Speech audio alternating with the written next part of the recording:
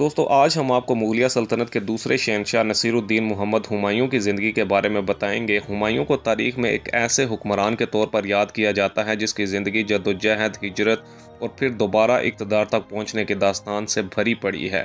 اس video میں ہم آپ کو ہمایوں کے بچپن، تخت نشینی، جنگی مہمات، نفسیاتی پہلو اور ان کی شخصیت کے تمام گوشوں سے روشناس کرائیں گے، تو ویڈیو کو آخر تک ضرور دیکھیں۔ دوستو ہمایوں 6 مارچ 1508 کو موجودہ افغانستان کے شہر کابل میں پیدا ہوئے۔ ان کے والد مغل سلطنت کے بانی ظہیر الدین بابر تھے، جو ایک بہادر جنگجو اور ادب سے دلچسپی رکھنے والے حکمران تھے، جبکہ ہمایوں نے اپنی ابتدائی تعلیم اور فوجی تربیت اپنے والد کی نگرانی میں حاصل کی، اور 1530 میں بابر کی وفات کے بعد ہمایوں نے 22 سال کی عمر میں ہندوستان کی مغل سلطنت کی باغ دوڑ سنبھالی۔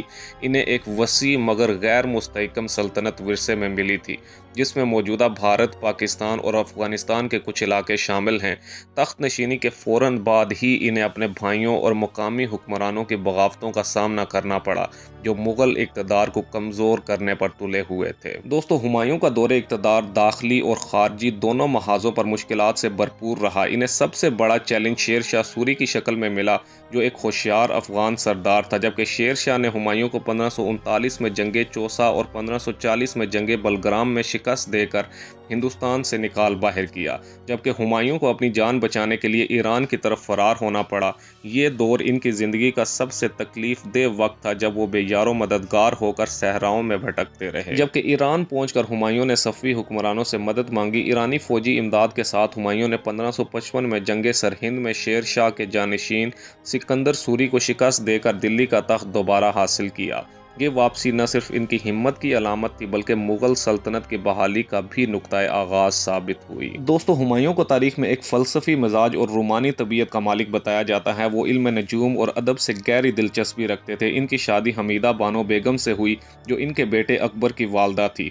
ہمایوں کی شخصیت میں صبر و تحمل نمایاں تھا، لیکن بعض اوقات ان کی فیصلہ سازی میں تاخیر یا غلطیوں نے انہیں مشکلات میں ڈال دیا۔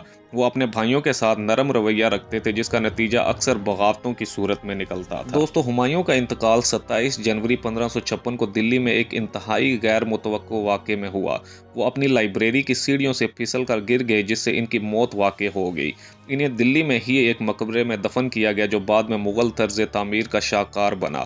جبکہ ہمایوں کی سب سے بڑی کامیابی یہ تھی کہ انہوں نے سلطنت کو دوبارہ حاصل کر کے اپنے بیٹے اکبر کے لیے مضبوط بنیاد رکھی، جس نے مغلیہ سلطنت کو عروج تک پہنچایا۔ دوستو ہمایوں کی زندگی ناکامیوں اور کامیابیوں کا ایک ایسا امتزاج ہے جو ہمیں حوصلہ اور سبق دیتی ہے۔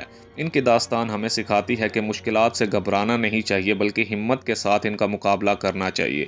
اگر آپ کو یہ ویڈیو پسند آئی ہو تو لائک کریں، چینل کو سبسکرائب کریں، اور تاریخ سے متعلق مزید ویڈیوز کے لیے بیل آئیکن کو دبانا نہ بھولیں۔ اگلی ویڈیو تک کے لیے اللہ حافظ۔